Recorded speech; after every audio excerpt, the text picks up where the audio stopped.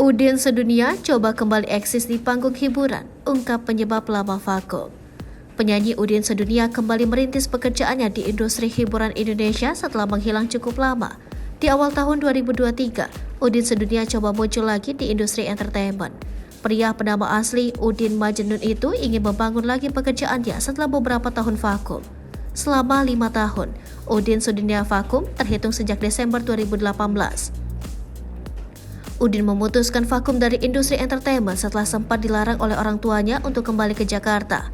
Kala itu, Udin memilih menuruti permintaan keluarganya. Udin diizinkan lagi ke Jakarta setelah pandemi mereda.